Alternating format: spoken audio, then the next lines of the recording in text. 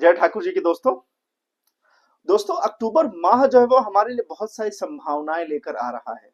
जहां एक तरफ 2 अक्टूबर को विजयदशमी मनाई जाएगी, वहीं 20 और 21 तारीख को दीपावली मनाई जाएगी। हालांकि विद्वानों का मत थोड़ा सा अलग अलग है, कुछ लोग 20 को मनाएंगे, कुछ लोग 21 को मनाएंगे। इस पे हम एक वीडियो अलग से बनाएंगे जरूर।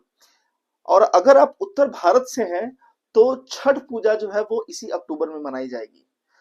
तो त्योहारों की वजह से यह जो महीना है ये बहुत ही विशेष हो जाता है। दोस्तों, मैं नितेश तिवारी आप सभी लोगों का एक बार फिर से अपने इस YouTube चैनल नक्षत्रम पर स्वागत करता हूं। दोस्तों, आप सभी लोगों के आग्रह पे हम पहली बार इस YouTube चैनल पर लेकर आ रहे हैं मासिक राशिफल।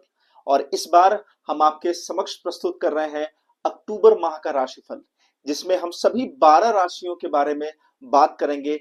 डिफरेंट पैरामीटर्स पे बात करेंगे, जैसे फाइनेंस, हेल्थ, स्टूडेंट्स के बारे में बात करेंगे। और अंत में एक सेक्शन हम लोगों ने डिजाइन किया है जिसमें ये होगा कि वो कौन से दिन होंगे जिसमें आपको सतर्कता थोड़ी ज्यादा बरतनी चाहिए। उसके लिए उपाय आपको क्या करना चाहिए, ये भी हम थोड़ा बहुत आपको बताने की कोशिश करेंगे। तो आइए अब बात करते हैं धनु लग्न वालों की। तो धनु लग्न की कुंडली जो होगी इस महीने कुछ इस प्रकार रहेगी। अगर आप देखेंगे तो लग्न का स्वामी गुरु होते हैं और अपने उच्च राशि में अष्टम भाव से गोचर कर रहे होंगे। वहीं आपके भाग्य भाव से शुक्र और केतु गोचर कर रहे होंगे। दशम भाव में सूर्य गोचर कर रहे हैं और लाभ भाव में मंगल और बुध की युति आपको मिलेगी। वहीं शनि जो है वो वक्री है अपनी मूल त्रिकोण राशि में और आपके तृतीय भाव से गोचर कर रहे होंगे। दोस्तों, इससे पहले मैं धनु लग्न के बारे में बताऊं, एक बहुत ही महत्वपूर्ण सूचना आपको देना चाहता हूं। जो भी महानुभाव, जो भी दर्शक अपनी कुंडली के बारे में कुछ प्रश्न पूछना चाहते हैं, वो हमें अपना डेट ऑफ बर्थ डिटेल्स और सवाल जो है हमें कमेंट में दें। हम प्रयास करेंगे कि उन सभी सवालों का जवाब आपको कमेंट के द्वारा दिया जाए। अब आते हैं धनु लग्न के लिए कैसा रहेगा अक्टूबर माह। तो अगर हम स्टूडेंट्स की बात करें तो लग्न का स्वामी जो है वो अष्टम भाव में जा रहा है लेकिन उच्च के है। तो यह बात समझनी चाहिए कि इस समय जो आपका कॉन्फिडेंस होगा वो सबसे ज्यादा होगा, क्योंकि उच्च के हो रहे हैं अष्टम भाव में।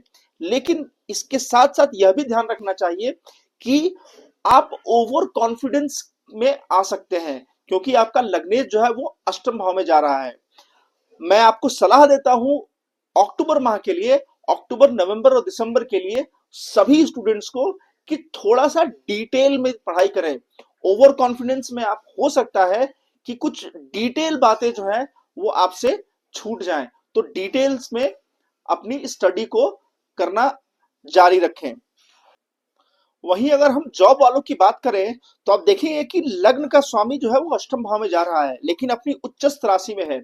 और वहीं आपके पंचम भाव के स्वामी जो है वो लाभ भाव से गोचर करेंगे और दशम का स्वामी जो है वो बुध है, वो भी आपके लाभ भाव से गोचर करेंगे। तो वो सभी प्रोफेशंस जैसे consultant, auditors, CA, designer, architect, ये जितने भी प्रोफेशंस हैं, मैं समझता हूं इसमें आपको कुछ नई अपॉर्चुनिटीज आपको मिल सकती है।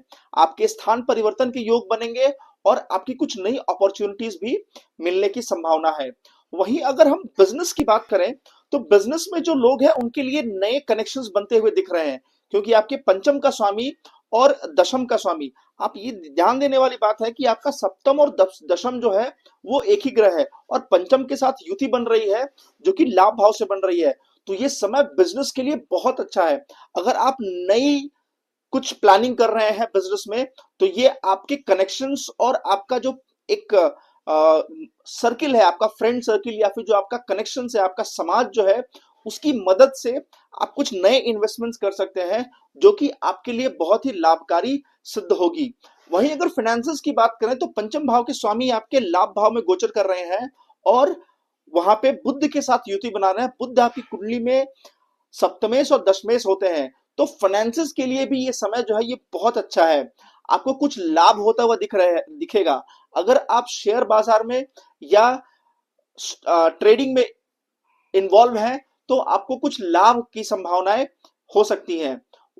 वहीं अगर हम हेल्थ की बात करें तो बृहस्पति जो है आपको कुंडली में अष्टम भाव से गोचर कर रहे हैं और ये आपके व्यय भाव को देख रहे हैं, तो थोड़ा सा कुछ आपको डाइजेस्टिव प्रॉब्लम्स हो सकती हैं। तो आपको सलाह दूंगा कि जब ये फेस्टिवल सीजन अक्टूबर में चल रहा होगा तो थोड़ा सा खान पान पे आपको ध्यान अवश्य देना चाहिए।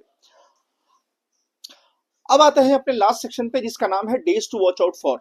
तो ये वो दिन है जिसमें आपको बहुत ज्यादा सतर्कता बरतनी चाहिए, स्पेशली अगर आप शेयर मार्केट या ट्रेडिंग में काम करते हैं। कुछ बड़े फाइनेंशियल डिसीजंस भी या फिर कुछ बड़े डिसीजंस भी आपको नहीं लेना चाहिए। वो दिन होंगे 6, 7, 14, 15, 24 और 25 अक्टूबर। इन दिनों में चंद्रमा जो है आपकी कुंडली में चतुर्थ, अष्टम और 12वें से गोचर कर रहे होंगे। थोड़ी अत्यधिक सावधानी आपको बरतनी चाहिए। अब आते हैं उपायों के बारे में। तो देखें कि अष्टम भाव से आपके बृहस्पति गोचर कर रहे हैं, तो मैं समझता हूं कि विष्णु सहस्त्र नाम जो है आपके लिए बहुत ही लाभकारी होगा। दोस्तों कैसा लगा हमारा ये प्रयास हमें कमेंट करके जरूर बताइए, और अगर आप इस वीडियो पे नए हैं, पहली बार आए हैं, तो हमें लाइक करिए, शेयर करिए और सब्सक्राइब करिए।